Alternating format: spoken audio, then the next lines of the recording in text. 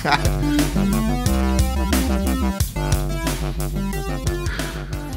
everybody, welcome to another episode of the LitRPG Podcast. I am Ramon Mejia. I'm here to bring you the latest LitRPG news, reviews, and of course author interviews. This week I have a special guest, if you can't tell, for this show. This is going to be a special episode of the podcast.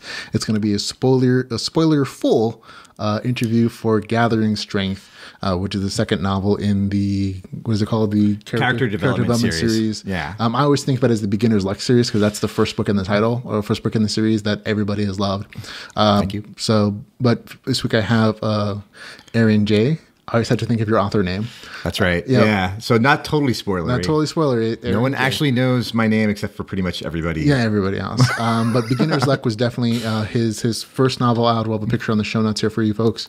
It did an amazing job in sales. It got over 225 reviews on Amazon. 92% of which are 4 or 5-star reviews. And that's really good. If you guys don't know, it's a beloved novel, and people for years and years, it seems like, have asked, where is book technically 2? only a teeny bit over a year. You're a bit over a year, between books 1 and 2. Yeah. And people are always asking, hey, I remember this really good novel, Beginner's Luck, when is it coming out? Well, it's out now, folks. It is out as of today. This recording of the podcast on January 1st, 2019. It is his New Year gift to you folks at home. So welcome to the show, man. Thanks. Yeah, it's fun to be here, and nice to actually be in studio. Yeah, so that's right, folks. He loves you guys enough. He loves LitRPG enough that he drove all the way down here.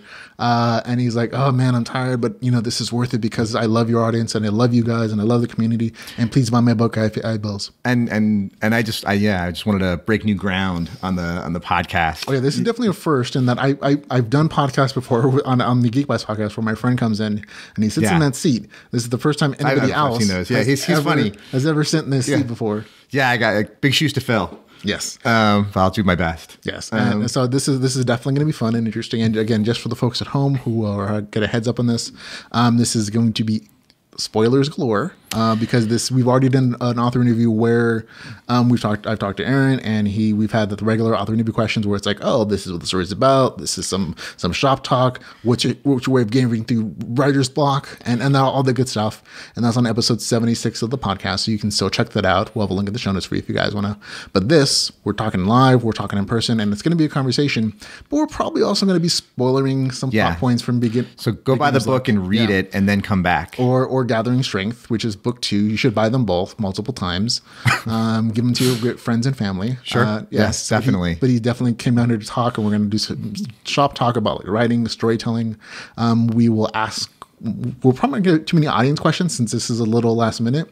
I threw a thing out earlier saying, oh, I'm going to talk to Aaron. And we're going to do a Facebook Live later today in person, but we didn't have enough. I'm looking forward to that. Leading time for like actual audience questions, so it's really just going to be us. I'm so curious who's really talking. Yeah, what people might want to know. Yeah, it'll be curious. But for now, I have plenty of questions for the guy as far as like things to talk about for his books. But we're going to get right into what it is, like what's the elevator pitch for the character development series, man? So the character development series, the future has gone horribly wrong. I think anybody who has been on Twitter for any amount of time knows that the internet is a mixed bag for social media is social disease, and we've all turned on each other, so that's come true already. And if people actually have wide access to the kinds of technologies that people think of when they think of the singularity, like nanotechnology and AI, and imagine that in the hands of all the Twitter trolls out there. Well, the world has, for many ways of defining it, ended. And what's left of humanity is fighting a desperate battle to survive. And to do that, they play the game. And the game is, somebody noticed, the main character's father noticed that he's a genius, and he noticed that an incredible amount of the architecture and infrastructure and DNA, for lack of a better word, of the technology is based around entertainment. And so he realized that maybe they could engage with that through entertainment. And so everybody's playing this game, and success in the game is success in the world. But human nature doesn't change. And so the same things that made us screw up the world in the first place are still operating in the game. So there are, people who are corrupt and messing things up. And our main character is just trying to play a nice, honest, clean game. And that's not easy to do in that world. And so he ends up in a situation where he's got to bet and he's got to win. He's got to get out of the crib, the beginner's area, which everybody always likes to do in a video game. But in the future, it's a lot harder than you might think. And so now he's got to accomplish 5 quests. Most people only have to do 1, but he got himself in book 1, he got himself into some trouble. So now he's got to get 5 quests done in a year and a day. And the question is he going to make it? And if he doesn't, he's going to end up grinding in the beginner's area forever for his enemies. And that's not good. Yep. There you go, folks. And I'm laughing personally because I right before we recorded this, it's like, well, we were doing a little promo. It's like, yeah, 15 seconds to give your pitch. And we wrote it down for him. And I'm like, and I put it up for him on the screen in front of us. And he's like, he told me before, like, I speak well. I don't speak quickly, though. No. I take my time and to make my point. And I'm listening. I'm like, oh, yeah, he's absolutely right. We literally have the 15 second pitch in front of him. And he went the long route. So that's a choice. But It's very interesting. It's very accurate, though. I actually think his longer pitch is a little more detailed on the premise of the series and the story. Yeah. But I should know that many people here are already up on a lot of these things. Yeah, probably. If you're watching this spoilery version, like I would hope that you've already read book 1, Beginner Strength, and you've read book 2 of Beginner's Luck and Gathering Strength, rather. And so we have Miles as the main character. For this series goal, he has the 5 beginner quests, and most people only have to do 1 to get out of the beginning area to do that. In this case, he has to do all 5 within 1 year. Is it subjective game time or is it real world time? Real world time. Real time. So there's 1 year real time, which translates what into game time? So it's 1-to-1 inside the game. Okay. But if you've read the book, then you know that outside of the game, there are VR capacities to have some time compression, so you can accomplish some other things that won't directly affect the game world, but. Since this is all spoilery, the main character, he doesn't have any luck stat, and it turns out that luck stat is pretty fundamental to almost all the game assist aspects of the game. All the UI stuff that you normally have in an MMO, including like auto aiming for magic and automatic hits stuff for your swings. All that stuff is out of the picture for the main character because he's also on a hardcore mode, which is giving us some benefits, which is part of the play for book 1.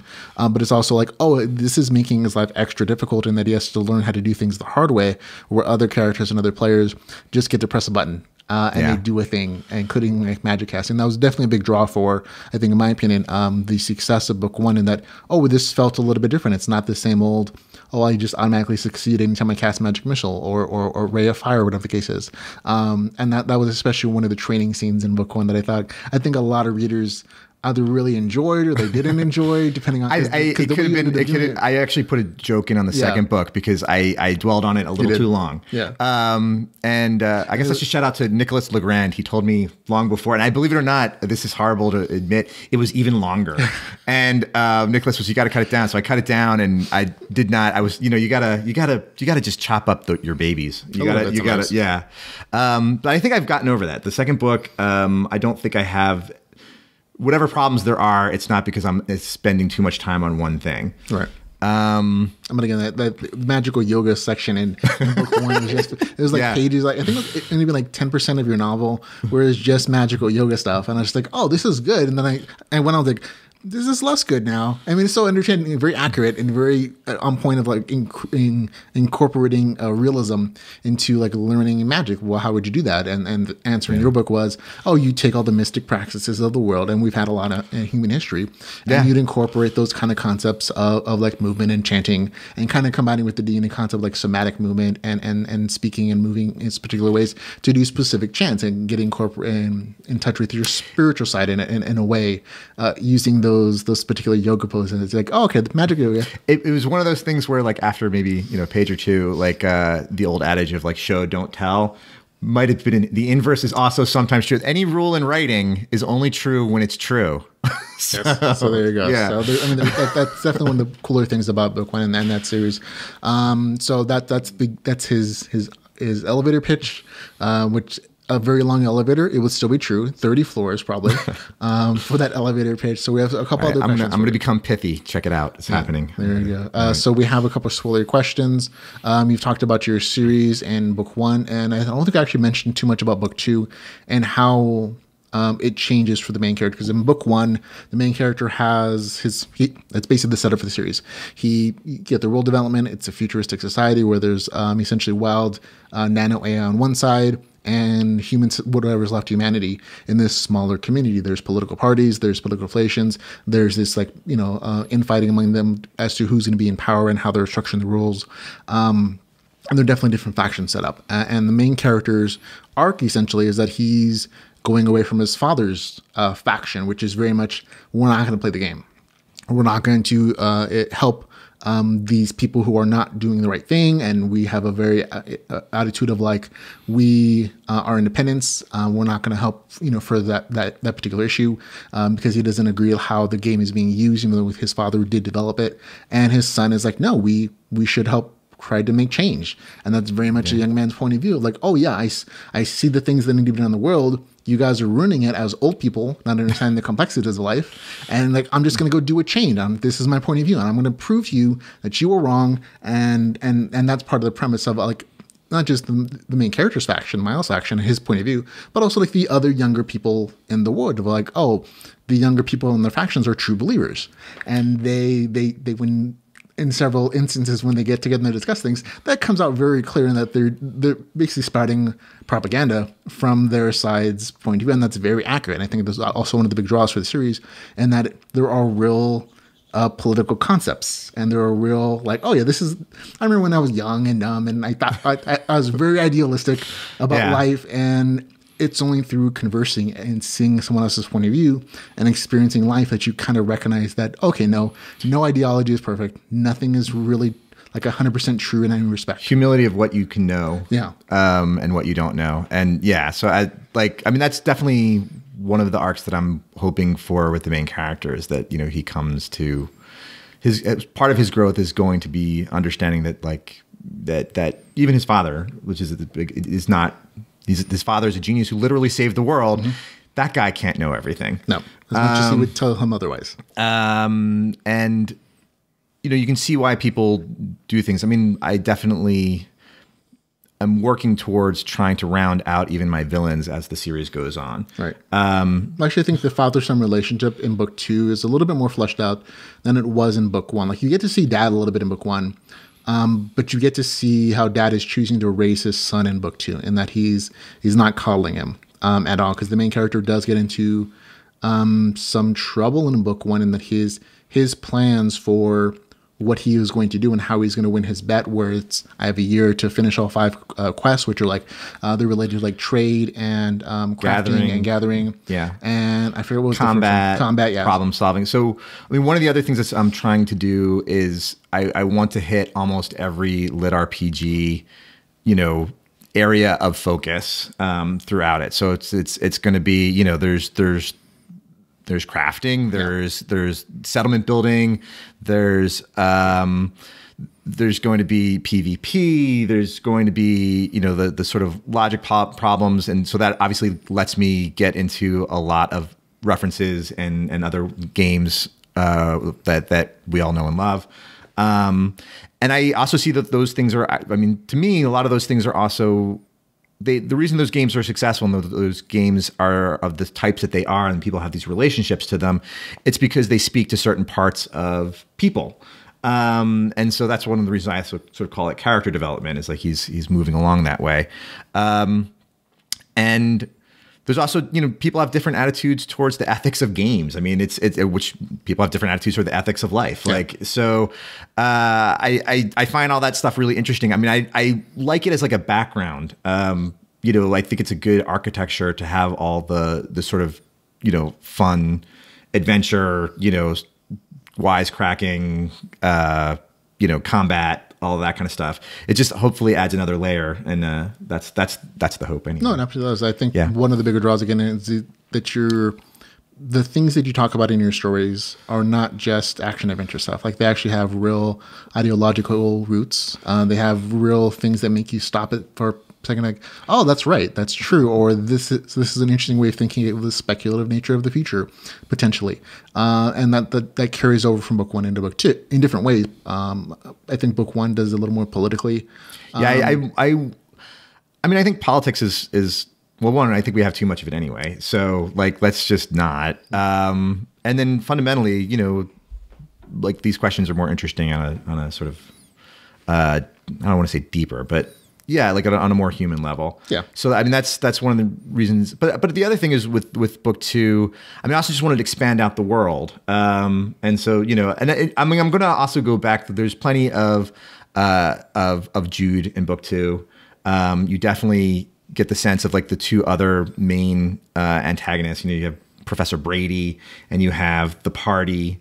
I definitely say in book two I want to say there's less Jude in book two. Like there's less. He's there for a couple scenes. One of which I'm like, does this need to be? I brought in a new main big bad for two. There's a new villain for two. And I think she's plenty scary. Yeah, she's scary in a different way, and I don't mind that aspect because you're also expanding the different factions that are in the book. Like you hinted at multiple factions more than just the two from book one, but you didn't really like flesh them out because you have a whole series to write, obviously. Yeah. And so take advantage of all the time, right? You definitely get a new faction. Well, he has a year either way. Oh, he only has a time. Yeah, but I'm saying the time as an author. Like, if you're going to write 6 books, you know, as long as it's coherent and it creates like a coherent world, I think, you know, I love it when a series kind of just opens So speaking up. of your new faction, well, this is spoilers, so we can say anything we want. So your new faction, how would you describe your new faction?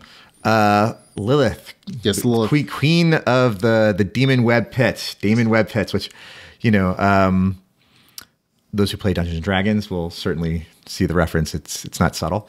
I'm like, oh, I think I know where he's going with this.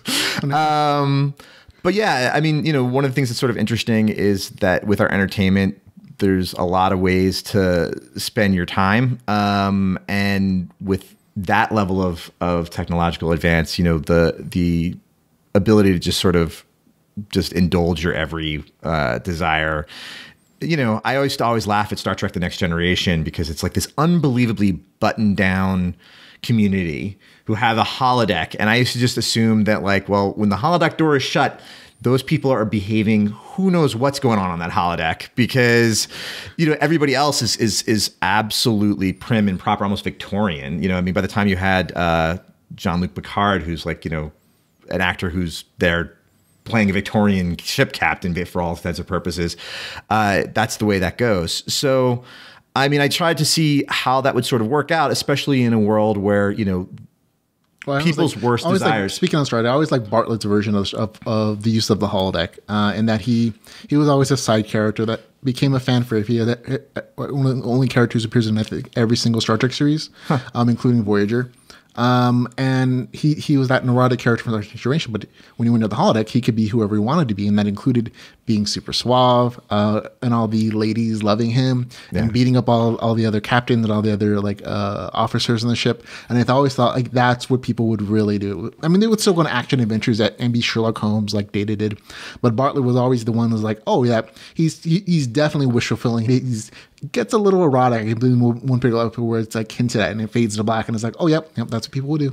Yeah, and I think, you know, Bartlett is a very sweet, decent guy. And, you know, humanity contains lots of different types of people. Not everybody's as sweet as Bartlett. Yeah. And so, you know, if you just spread that kind of technology out across how everybody's, you know, psyche, personality, temperament, it can get, you know, and they're living in a world where the world basically ended because people couldn't get along and they sort of weaponized their imaginations against each other. And so pulling back to Lilith's faction, and that's kind of what she offers. She offers the version of the holodeck in virtual reality, obviously, virtual reality pods and full immersion VR, where you can do whatever you want to, and indulge, and it's a question of like floaty as you want it to be. That's what she offers.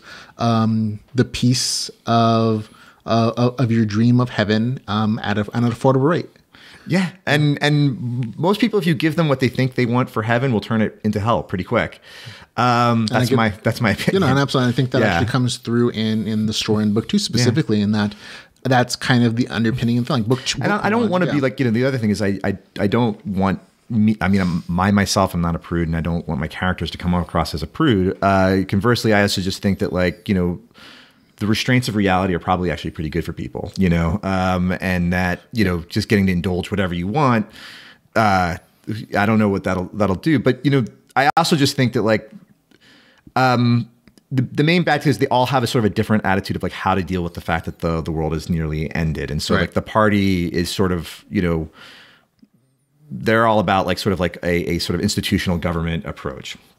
And Lilith is like, well, why worry about it? Let's just join it. You know, like the world has gone to hell. Like, let's all just put on our devil suits and go out there. Yeah. And you can't beat them, join them. Yeah. That's her attitude. But, you know, at that point, you know, would you be human?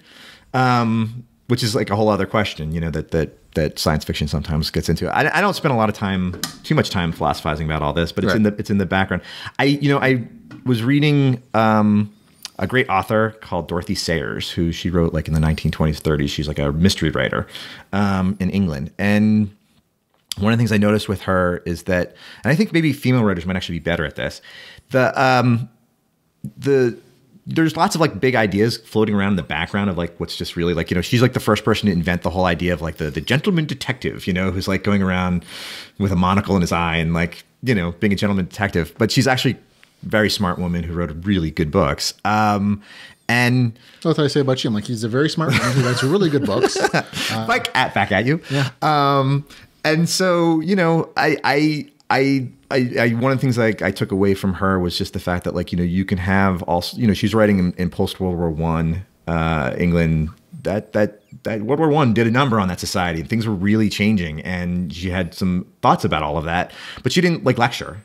So that was my idea. And I guess one of the reasons I guess I'm thinking about this conversation here is like, I can sort of say what I thought or what I intended, but I probably hopefully said it best at the book, you know? I think that theme really does come through about, again, that's one of the things I like about your series in particular is that there's meaning there. Like, it's not just action adventure. There's real concepts. There's real speculative, like literary feelings of like, is this the way our future is going to go? And what are the social impacts towards this kind of infotainment lifestyle where like everything's about like how I feel, making me feel pleasurable and me and self-fulfilling like desires. And that's the point of I think Lilith's faction, and that's all the people that are there in that underground section that they're like, we just want to check out and we don't want to fight the good fight anymore, whether they think it's pointless or not. And like, that's definitely a point of view of like life in some respect. And like, that's a really interesting thing. Like, it makes you stop and think like, oh, is that where we're heading? And is that where I want to head? And I get to your storytelling is not just entertaining. There's good action, adventure, RPG stuff there, but it's all like make very mindful of like, oh, this is the world we live in. This is the world we could potentially live in.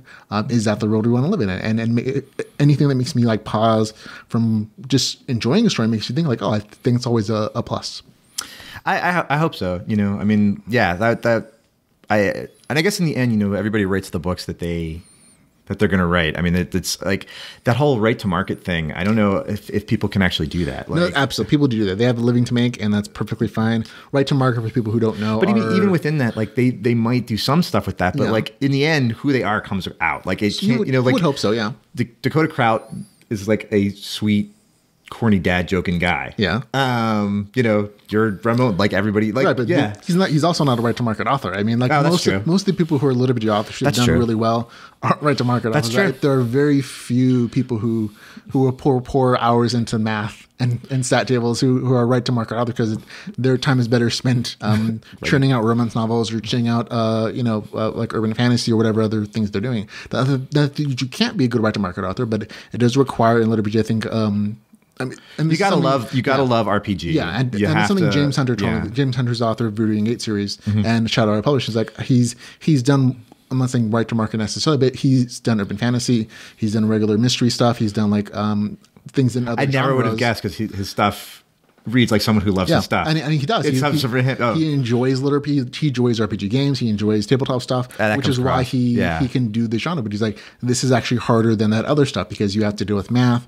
You have to deal with like actually consistent game rules and not just, fantasy game rules where it's like, oh, it's okay. He can just like wand wave his way out. He can literally wand wave his way out of a problem.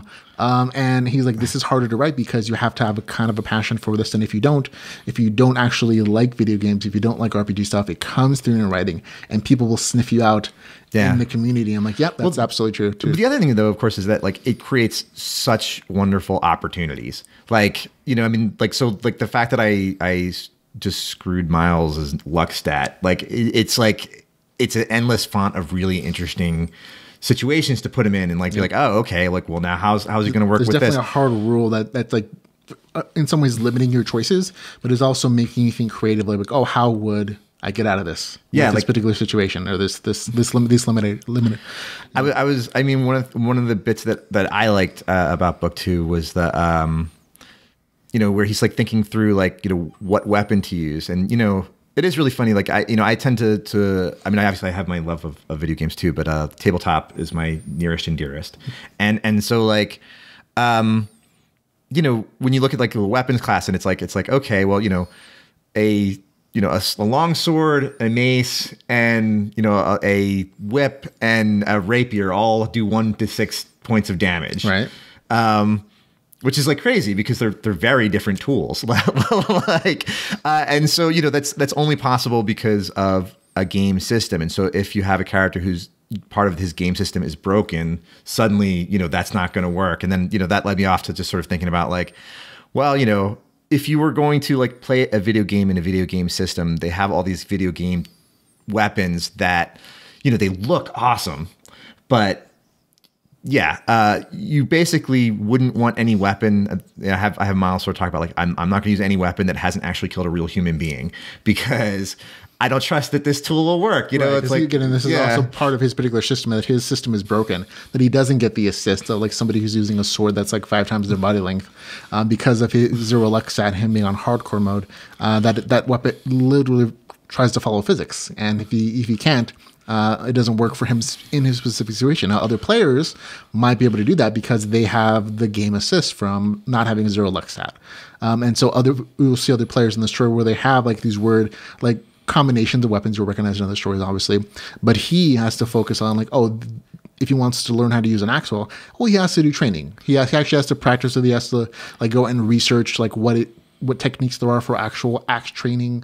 And that's something you do in the novel. And I thought it was very well done in that, spinning around, and specific like weapon patterns are very, very important. You can't just like swing it and think, I'm going to murder everybody and chop everybody's head off. No, that doesn't quite work. And for him specifically. And they're tools. So pick the right tool for the job. Yes. Yeah. That was also a good point. That was made in the novel. Yeah. Of course. Some of this stuff is the kind of stuff that's obviously also, the fodder of like really awesome, I love our heart D&D gifts and stuff like that. But it's fun to flesh that out, and that's the fun of like, in some ways that's a lot of the fun of the whole genre is just, taking these things that like everybody like goes, yeah. And then, putting a character in a story and bringing it up to the point where it's like, all right, I don't know. That's and again, I think I liked your training scenes in book 2 a little bit better than book 1. Yeah, well, again, we covered that. Yeah, we covered that. There was that whole 10% of your novel, which is magical yoga training, which is perfectly fine. Yeah, you're burying me with this. You made a running gag. I deserve to pay for it. You made jokes in book 2 about like, is this going to be another magical yoga training scene? And you're like, so I got those jokes. Like, I think you were there for me. You were not the only one. So. If I had. I had basically, to the extent that anybody gave me bad reviews, that was. It was a recurring concept. Yeah. But so lesson learned. A lot of your reviews were very positive. Like over 92%. Yeah, no, I couldn't have been happier about it. You work on a book, and you don't know what people are going to think. Never. And it's always good that you have good support. Let's see, training matters. Let's see, RPG mechanics. How do you decide on what balance to strike with your RPG stuff versus storytelling? And this is more of a little bit of shop talk about like you as a literature author, because there's a whole range of stuff you could do in a literature story where it's a bunch of stat tables, it's a bunch of like detailed like formulas you can put in every page. Where anytime a character takes a swing with a sword or an axe, you could have a whole like formula that unrolls. Yeah. Or you can go the entire opposite direction where it's like, oh, you have them occasionally, or you have a character sheet at the very beginning, and everything else is just regular fantasy stuff where you're like it's inferred game mechanics or other things, and so you strike a balance I think in the middle of the genre. But how did you decide on where you were going to be?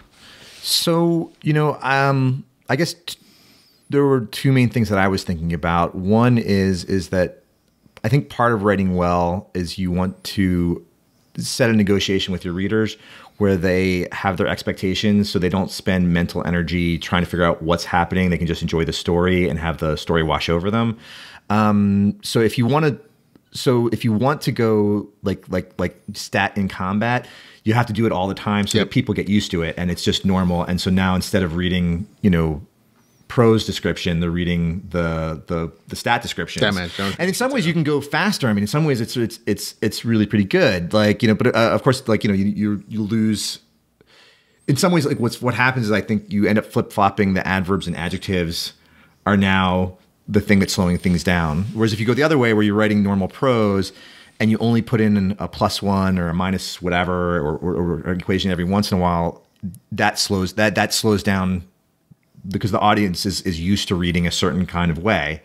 So the balance that I chose was I wanted to basically only put it in when it was about his decision making. So I tried to just and which hopefully, like, it's a first person story, and I wanted people to sort of be in his head, and I sort of wanted to have the stats only when he was thinking about the stats. And so, it's a balance. And the other thing that's kind of cool about that is, like, it makes me think of, like, well, when could that be a good moment? Like, when could that be something where it helps move the story or the plot or the character along? So, like, there's a bit that I was there's two bits that I'm particularly proud of. One, he's like going along and he's trying to figure out this gathering quest. And so he's just basically the way that it works in the game is, like, you can donate anything, like any mats, any materials, any sort of organs you harvest from a thing, or you can make it worth more if you craft it. And this is definitely one of his beginner quests that he has to, one of the 5. So one of the quests is the gathering quest, and you basically have to, like, gather a certain point value of materials to donate to humanity. And so he's going along doing this, and there's a big issue. Like, these quests are actually designed to be failed. Like, so the powers that be in the game, like, don't want anybody to pass. They want only the people who they control to, like, get out of the beginner's area. Right. They want everybody else just sort of grinding away in there. So, there's a big problem between experience and gathering points. It's like the gathering points are set to some degree by your level, but as you gather, you're going to get experience, and so you're going to level, which means you're going to have more gathering points you need. But as you get more gathering points, you're going to level, and so it's like, how do you get out of this cycle?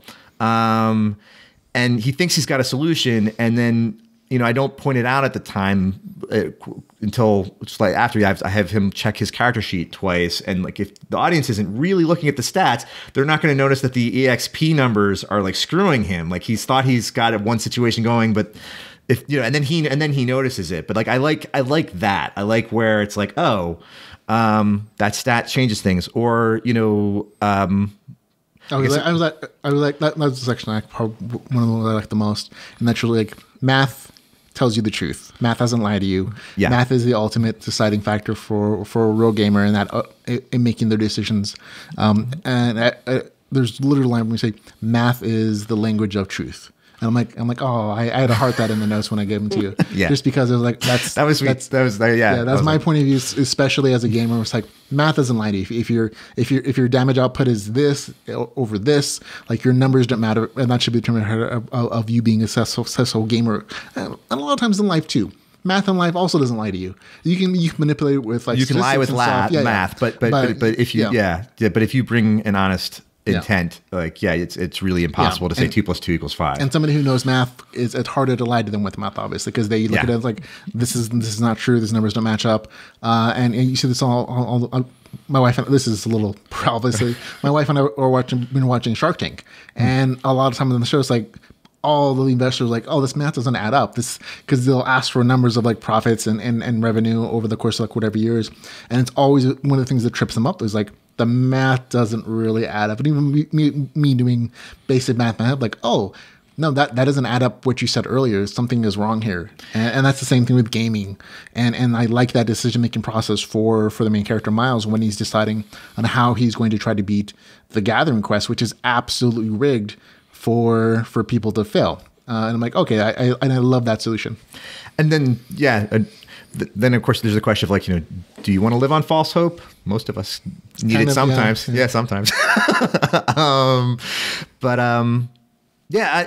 Or there was another. Well, I don't know. Spoiler, right? So I should just say whatever. It's okay. So appropriate. Again, this is all stuff that's spoilery, folks. So you're aware of it. And then I don't know how it worked for you, but I thought it was pretty cool when one of like the main bad guys, Hamartia, just for lack of a description, like there's a description box, an identify box comes up, and like like those boxes are like usually sort of from like a third person omniscient point of view. It's the game system, which for all intents and purposes in a LitRPG is like God's point of view. So to have something, some intelligence sort of poke through from that and just sort of be like, hi, I see you. Like I was hoping that would actually be a little scary. Well, the way you played it out, and again, this is my point of view, that it feels like it's just his own mind telling him things and like trying to tempt him into doing things, whether it's extra violence or extra sex, or like a certain way of like growing and changing in his hand. And that eventually plays into like the Lilith narrative, obviously. But when it first happens, it's because the form of thing is just like, oh, it's cursive. And it's like that's usually used for internal monologue, internal dialogue. It's not actually. It was caps and lowercase, like in random things. So it's supposed to sort of read. Hopefully, oh no, when you actually see him, yes. When he actually comes out. To you're talking about italic. Okay, right. When he's speaking in earlier. His head, that's definitely in italics. I'm like, oh, that's internal monologue. So I always feel like, oh, that was the main character, maybe subtly being. Again, this is a spoiler, but he gets an implant from Lilith. And he's already forewarned that this is going to mess with your limits in this metric, with your body chemistry, and make you kind of want to do things, but also be extra strong and cap off your levels. So that's how he's trying to solve part of that Gathering quest.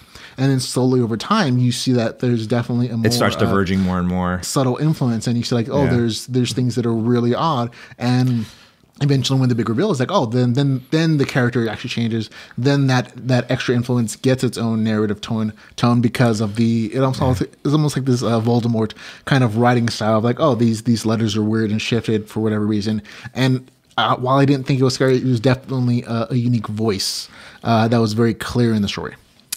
I mean, that was like one of the things that, like, just as a writer, as far as like writing challenges, if you write first person, that's, it has its difficulties and constraints. I mean, I think that's a lot of really awesome opportunities, but like, but it's not the easiest. Like when things are slow, there's no like, I'm going to step over to this person. There's no just ducking out for a second. You're like, you either summarize or you figure something interesting for the main character to do. Yeah. And so, got to do it. And so that, and then, what I didn't realize I had chosen for myself. This is a funny thing about writing. Is like, I was talking to another writer.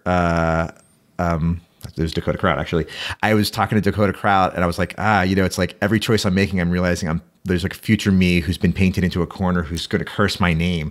And I saw that in book one. I'm like, oh, he's spending a lot of time in this story already doing this one thing. And then there's like this period where he's like stuck in the dungeon. I'm like, oh, this is going to come to bite him in the butt later, because he gave himself a hard 1 year limit for those 5 quests, and he's really only doing 1 per book at this point. I'm like, that's going to be interesting. Let's see if anybody numbers to track the days. I think I'm on schedule. Okay, I'm on schedule. I actually have it's too spoiler even for the spoiler conversation. There's a couple of things that I've established that I can pull a certain rabbit out of my hat. Okay, I figure like time correction and it's not like a Deus Ex Machina thing. It's not like well, that's kind of lame. I'm hoping if I bother to do it, if I do it this way, like it'll. I figure I'm assuming time compression is going to come into play. Like when so that's the thing. Okay, so that's something completely because you sort of use time compression as a cheat for training. And that's okay. There's a very specialized system there that's just for training, and it's not really impacting because it makes it more efficient. And actually, you made in your note he gave me some great notes that I think I might put in for like a later edition. I don't know how this is going to work because some of the notes were substantive enough that I think it change the book, but I think probably in good ways. So I don't know what the ethics of that is. That's what he has to come earlier in the development cycle, and not just the finished version. So we can get notes, and then you can do developmental editing. I charge very reasonable rates. But anyway, I mean, I think he's going to make it in time, and the training stuff I think is a way to sort of make it more efficient. And that was one of your good notes because you were sort of saying that like, actually, if he really wants to like min-max this whole thing, he should be spending more time in the training zones. And I think that's true. It's always an interesting thing. Like, and this is something I use as a sort of device to sort of establish, I think, Miles as a character. When you have a first person thing, he's relating the story directly to you, and everybody's sitting at home reading over this guy's shoulder, and it's like just being like, you should do this. Like, what are you, an idiot? Why'd you do that? And they do that all the time. I can't believe you did this really stupid thing. And I'm like, wow, I wish I would have thought of that. He wouldn't have done that stupid thing.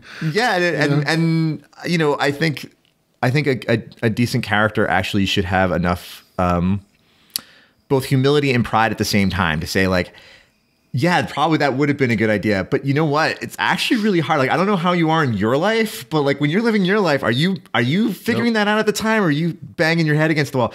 And so you just want to make it at a point where it's like where any mistakes, you're not frustrated with characters, like where you're not like, well, that guy's an idiot, I can't empathize with him. Right. But on the other hand, Mary Sue isn't always just about having the biggest character. Mary Sue can also be like, well, I always know what the right choice is. Right, and that's not real, obviously. And if you want to give your character some empathetic qualities or something for your reader to latch on to, he can't be perfect. He can't always be... that's why the overpowered characters narrative story is so hard to do, because they already are super powerful. They're the endgame boss already, who's already capable of being anything. So you have to give them some other... flaws to make them a relatable character. And that's kind of the same thing we're talking about here, and that if the main character already knows the perfect solution to every problem, then there really is no growth for them. And that makes it very hard for a reader to relate to, because we all know in real life that we make mistakes and that we don't always choose the correct path. And that's what real growth is, in learning from your mistakes and taking the hits and getting back up. Well, so I kind of think that there's, especially in our genre, I think that there's two kinds of stories that so J.R.R. Tolkien had this essay called On Fairy Tales, right? Mm-hmm. And in this, I think I might have mentioned this in the last interview, but it sticks with me. Okay. It sticks with me. It's this thing where he basically says that there's two kinds of escape. There's like the escaping from an unjust prison versus escaping from, your responsibilities in the army, where you're going to be a coward and you agreed to go and serve your, an just cause, hopefully, kind of thing. And they're both forms of escaping. And I always think about that because obviously OP is overpowered is I love that stuff. Yes. When it's done well. When it's done well. And I think fundamentally underneath it, one of the things that people find appealing about both of them is they're both stories of helping people deal with the basic narrative structure is you have a protagonist who has to overcome an antagonist, and it's really just about the fact that life is struggle, everybody has to struggle with things. Yeah. And you can have a wonderful story where there is no struggle. The guy is sort of OP, and it's just so relaxing and enjoyable, and it's just it's like being on a roller coaster ride, because you're okay, I don't have to worry about driving or changing. I get the thrill, but I don't actually have to pay attention to the road, and I'm just kind of going along. And this is like your self-driving car. Yeah, this is a really fun ride. And then the other one is the story where you're basically showing that a character, flaws and all, struggles and all, can rise, not always perfectly successfully. And in fact, like the whole idea of a novel in some ways is like just having your character fail to accomplish the goal for everything but the last few pages. Yeah, the last act. Last act is when he learned his lesson. He overcomes whatever problems. Yeah, but I mean, fundamentally, they're both about like just telling people a story where they're able to deal with like the struggle in one way or the other. So it's like, well, you can deal with the struggle because you worked your ass off and it's clever and it's interesting, and or you can have it where it's like the guy's OP and you can just kind of zip along, and in some ways it's like, what's a different kind of struggle? Like there is no struggle. In one respect, there's no struggle. I always love One Punch Man as the perfect OP character. I mean, it's a one punch OP because he in all of his real action-y fights in the series, whether it's the manga or the anime, he does amazingly well. But it's the struggle he has in the everyday life of like managing his finances, and he lives in a crappy apartment, and he struggles to get recognition as being a superhero because nobody believes that he can, be the bad guy in one punch. And he struggles for recognition and to be part of the larger superhero community, and eventually, of course, in all the other fights, in just being a part of a community. And that's his struggle, but he still struggles. It's just not in the more obvious aspect of these fights. And even though like they're drawn out very well, and that he looks like he's struggling, he never really is. Like throughout the entire series, and I think that's the pleasure. Win. I mean, the pleasure is that Yeah. I mean, the funny thing is, because I guess the reason why I sort of feel like they can be lumped together is because I mean, I'll be surprised if is there any lit RPG you can think of that is an actual tragedy where it's a tragic ending as well. I want to say the closest one is probably going to be Continue Online, and that especially in the first book, it's a ton of sadness and depressingness, and that's part of the draw of that book. But it incorporates psychological concepts. I haven't read the latest, but does it seem like it's heading towards? And you? Well, no, it's a finished series. It's all done. I think.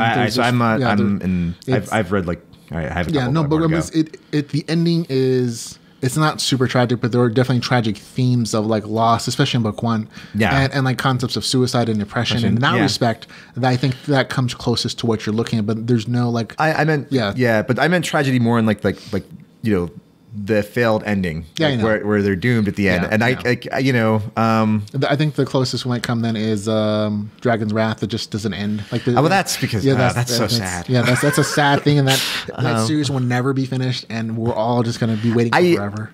I don't know who it would be, but like it would be kind of cool, like in the way. It's unfortunate, like that all of us are sort of more self-published because in the way that Brandon Sanderson could finish Wheel of Time. Like I would love for somebody.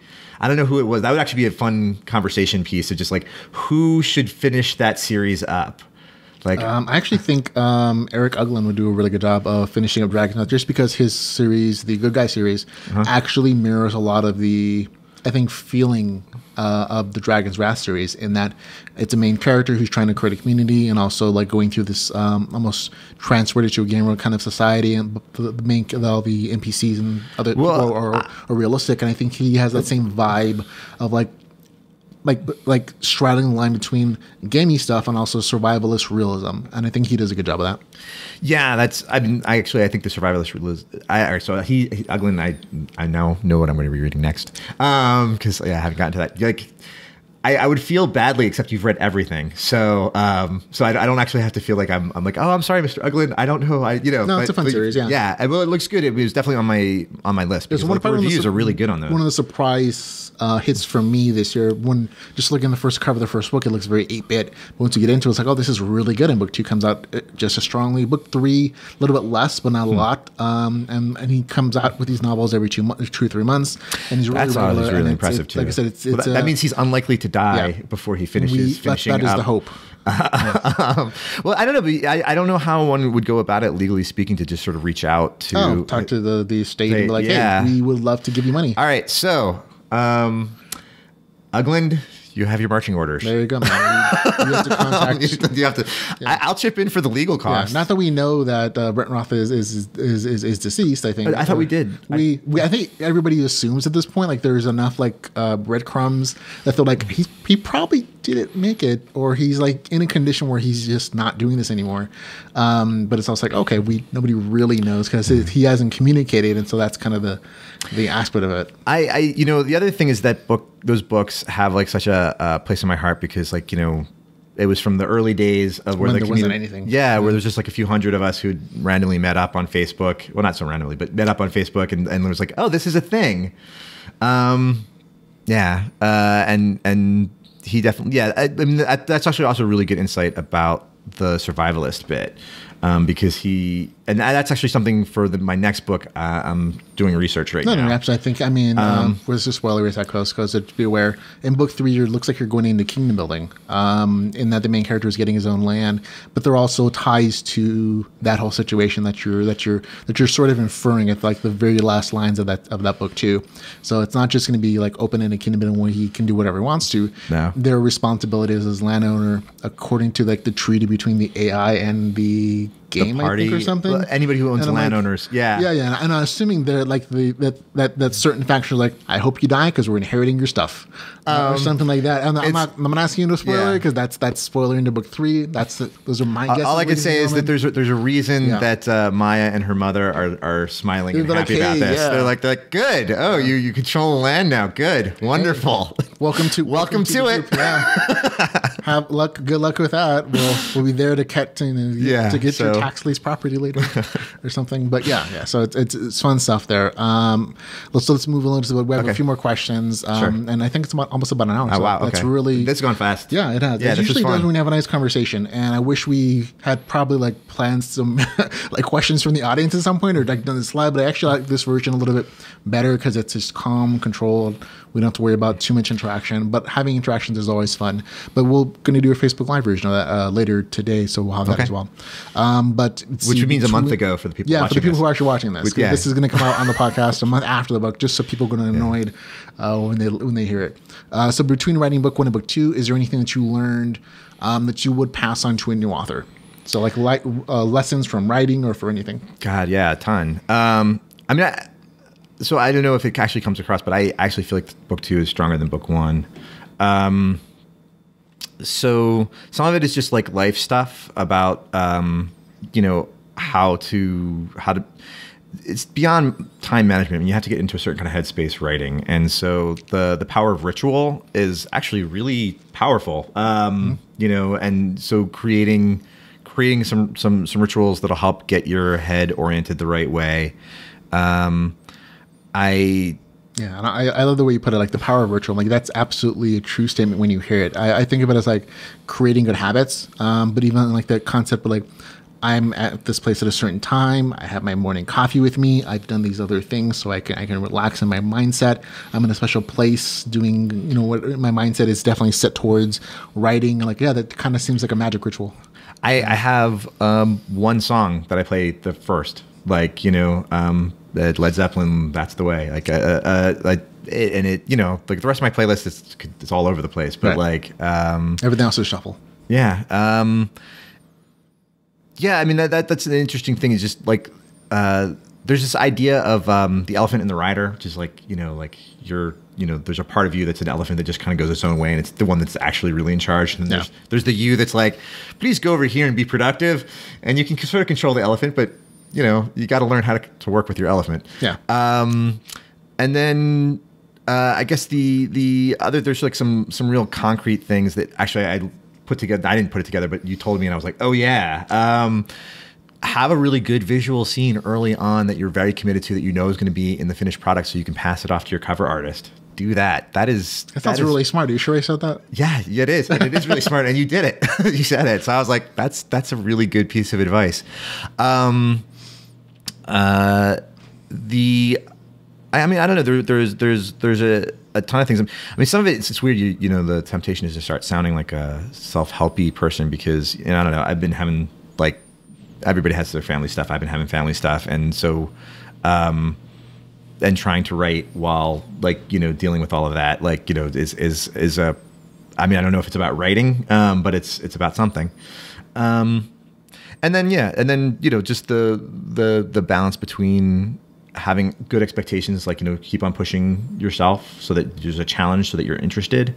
And then, but also being kind enough to yourself where you're like, okay, like I'm not writing, Tell Two Cities or Hamlet. Yeah. I'm like, no, this is Pulp Fiction. I'm having a good time with it. Yeah, exactly. I don't expect this to be Shakespeare. So, that's okay.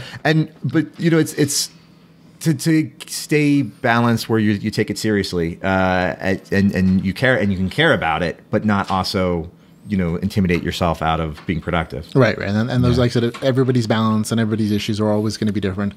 So even just like the mindset of like, oh yeah, these are all solvable problems, and just talking to other authors is super helpful. And like, I never thought about it that way, or I never thought of like doing that particular thing to make this process more. So like for me personally, it was always like talking to Michael Chatfield or Michael Scott Earl and increasing productivity for me, because for me, I'm a super slow. I'm like writing is one of the those hardest guys are goddamn in the world for me, because I was never. I'm not one of the guys who has been writing since he was 10 years old. Like writing is creatively anyways was never a thing that I did. I was always telling stories in my head, like playing movies and making things up, and like on long road trips as a child. I would always like imagine Spider-Man, swinging along the side of the road, getting in fights with monsters and whatever else. But translating just good storytelling into writing is challenging me, especially if you're not used to it, and especially when you're on a productive rate. So Michael Scott Earl and also Michael Chatfield's advice of just setting time away and like putting out a timer and like using that as a mechanism of impetus to get you going is very useful for me personally, because just setting that timer for like 15 minutes, saying I'm just going to write for 15 minutes. It doesn't matter what it is. If it doesn't matter if it's spelling errors or bad plot structures, just get typing. And once the 15 minutes stops, I'm just like, I don't want to stop. I'm on a roll.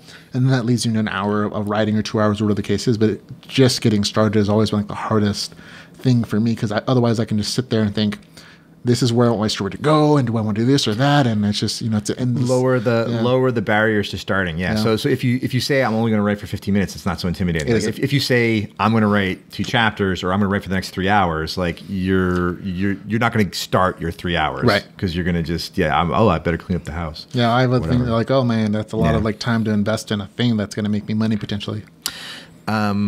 I'm never going to achieve that speed of production. No, I think very few people will. The first time the only time I met Michael Chatfield, but I was surprised it was an actual single person. I had this idea that maybe somebody had hired a sweatshop of people in Indonesia who somehow had perfect English skills to just, because I could not believe somebody could put out that many books. No, he has a whole system, as is Michael Scott Earl. They have a system of like they'll write the rough draft, they'll send it off to beta readers or editors who we have it for the next 2 weeks. But while those two people are going through it and fixing errors or plot points, whatever, he's already writing the next book for like the next 2 weeks, or whatever the case is. And so, it's just this constant cycle of, okay, write, edit, publish, and it's always something in the works where he's always constantly producing things. And of course, he has a great family system that they both do of support of like. The wife who's going to keep the kids quiet or keep them away. I don't know. I'm not. My wife is unbelievably supportive, but I'm primary on the kids, and I got parent issues. So I'm a lot of other like distractions too that are harder to. The other thing though is I should cop to the fact that I'm also. People have different temperaments, so that's the other thing. Know yourself. One of my survival strategies, I guess, is like I'm not going to be Michael Chatfield. No. Like, he's Michael Chatfield, I'm me. I would love to be Michael Chatfield. He's a very good-looking man with a nice beard. Yeah, that's true. Well, when I was younger and had all my hair, let me tell you, Michael Chatfield was... No, anyway. But I guess one of the things that I'm trying to do is I'm trying to maybe focus on thematic writing a little bit more and do some things like that there's stuff in my books that I don't know if anybody is even noticing.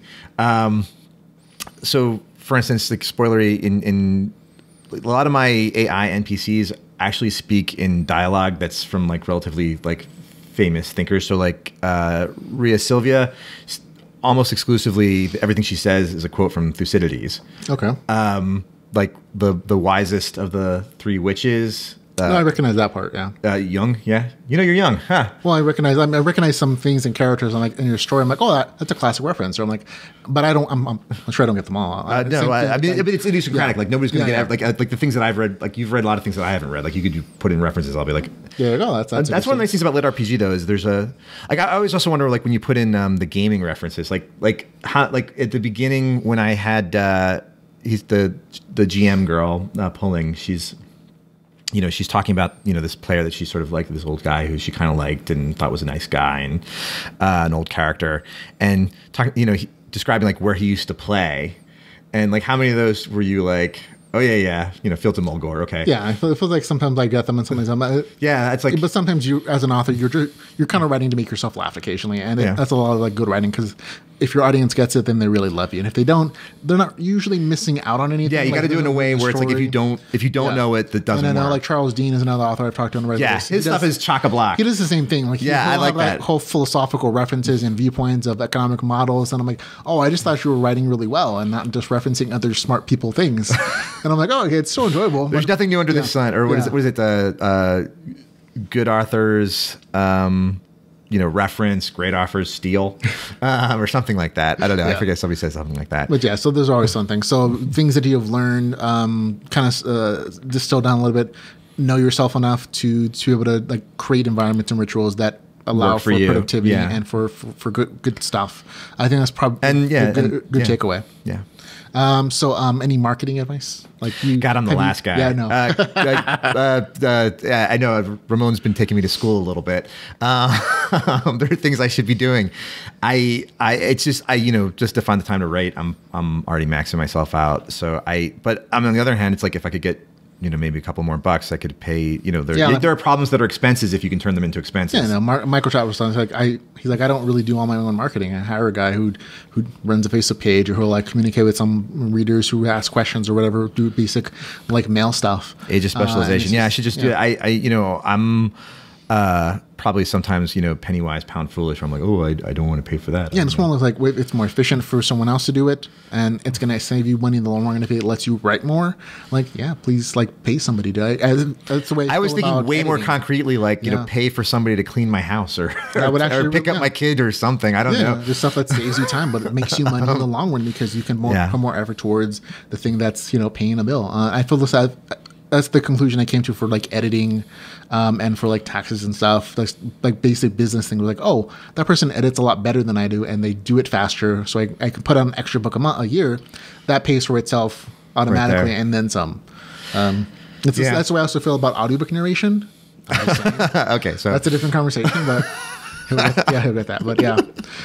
So book reviews. Do you do anything to get book reviews? I think you started sending out more ARCs, more advanced reader copies, I think. Because I think on day one, which is today, technically when we're recording this, like you already have like 4 or 5 reviews. So did you send out more ARCs? No, one of the really nice things I found with my book is that like I might not be selling as many copies as some other people. Right.